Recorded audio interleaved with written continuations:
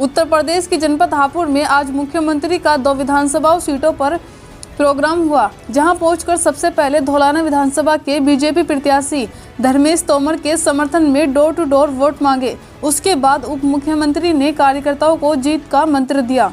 पिलखवा के धौलाना विधानसभा से उप मुख्यमंत्री हापुड़ पहुंचे। हापुड़ के मनोहर एजेंसी में कार्यकर्ताओं से वार्ता के बाद चंडी रोड पर चंडी मैया के दर्शन कर आशीर्वाद लिया।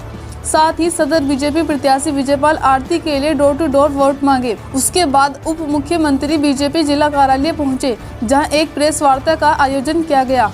प्रेस वार्ता के दौरान समाजवादी पार्टी पर निशाना साधते हुए कहा कि समाजवादी पार्टी कोई राजनीतिक दल की तरह नहीं है। अपराधी, माफिया, दंगाई, भ्रष्टाचारी गैंग की तरह चुनाव लड़ने के लिए मैदान में आया है और हमें जनता पर भरोसा है। जनता की यही पुकार है कि हम 2022 में एक बार फिर कमल खिलाएंगे। समाजवादी पार्टी के बारे में और बोलते हुए उन्होंने कहा कि उनके पास कोई रीजन नहीं है, वे उत्तर प्रदेश का विकास कैसे करेंगे, उनके पास कोई रोड मैप नहीं। समाजवादी पार्टी का मतलब है गुंडागर्दी, दंगाई व भ्रष्टाचार। सपा, बसपा, कांग्रेस व लोकदल ये चारों मिलकर भी भारतीय जनता पार्टी का विजय रथ नहीं रोक पाएंगे। वहीं प्रयागराज में छात्रों के साथ पुलिस द्वारा की गई लाठीचार्ज के मामले में उप मुख्यमंत्री ने कहा कि इस मामले में दोषी पुलिसकर्मियों को चिन्हित करके उनके खिलाफ कार्रवाई की गई है। वहीं जिन उग्रवादियों ने छात्रों के बीच आकर उपद्रव किया है, उनको भी चिन्हित किया जा रहा। सभी छात्र हमारे परिवार की तरह हैं, हमारे अपने हैं। छात्रों को लेकर जो विपक्ष राजनीति करने की कोशिश कर रहा है, उसे ऐसी राजनीति को बंद करना चाहिए। और लक्ष्मी जी ना साइकिल में बैठ के आती हैं, ना हाथी में बैठ के आती हैं, ना हैंडपंप में बैठ के आती हैं, वो तो कमल के फूल पर बैठ कर। इसलिए 2022 का विधानसभा चुनाव यह बहुत महत्वपूर्ण है और मैं धौलाना की परिस्थितियों को भी जानता हूं, धौलाना के समीकरण को भी जानता हूं, लेकिन आपकी ताकत को भी जानता हूं। कई बार छोटी मोटी बातों को लेकर के, आपस में छोटे छोटे विषयों को लेकर के बड़े लक्ष्य को हम भूल जाते हैं। महाभारत का मेरठ की यहाँ पास इसका भी चुनाव है, ये ध्यान रखना। और 2022 में मैं एक आपको अच्छी खबर दे करके मैं अपनी बातों को समापन की ओर ले जाऊंगा।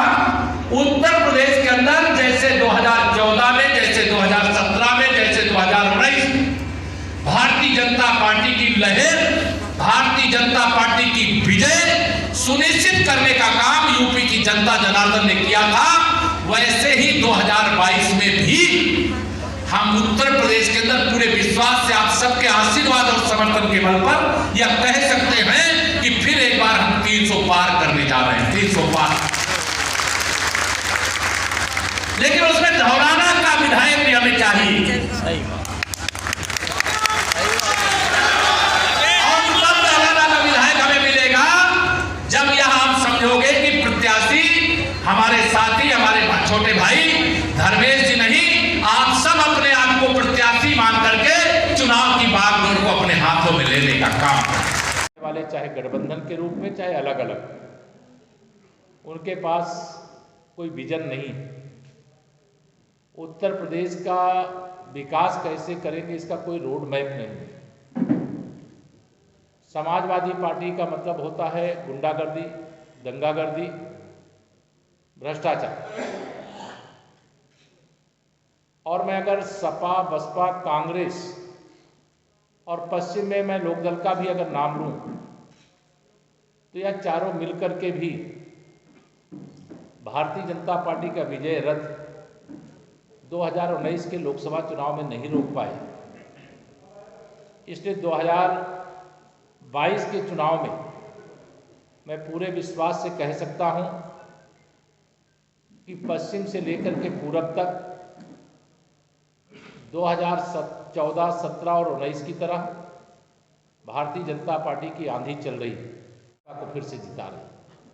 मेरी ओर से इतना ही कहना। कोई सवाल आप सब लोगों की ओर से हो तो प्रयागराज में जो छात्रों को घुसकर के लाठियां बजाएगी नहीं, उसमें कल ही मैंने कहा था कि जो छात्रों के साथ घटना है वो दुर्भाग्यपूर्ण है और उसके जो दोषी पुलिसकर्मियों को चिन्हित किया गया, उनके खिलाफ कठोर कार्रवाई की गई है। और जिन उपद्रवियों ने छात्रों के भेष में आकर के उपद्रव किया है उनको भी चिन्हित किया जा रहा है। सभी छात्र हमारे परिवार के सदस्य की तरह हैं, हमारे अपने हैं। इसलिए छात्रों को लेकर के जो विपक्ष राजनीति करने की कोशिश कर रहा है उसे अपनी राजनीति बंद करना चाहिए। ये छात्रों का विषय है और छात्रों का जो विषय है उस पर सरकार संज्ञान ली है और छात्रों के साथ जो भी गड़बड़ हुआ उसको देखेंगे। ठीक की जा रही है। मैं पश्चिम के हालात को जानता हूँ। यहाँ कई जिले ऐसे हैं जहाँ सूर्य अस्त होते ही सपा की सरकार के समय कई पुलिस स्टेशनों पे ताला लगा करके लोग थाने को छोड़ करके जाते थे कहीं सुरक्षित स्थान पे रात बिताने के लिए। मैं पश्चिम के हालात यह भी जानता हूँ, जो हमारे किसान थे वो भैंसा गाड़ी लेकर के अपने कृषि का काम करते थे। उनकी गाड़ी तो बची रहती थी, उनका भैंसा नहीं सुरक्षित रहता तो वो गायब कर दिया जाता था।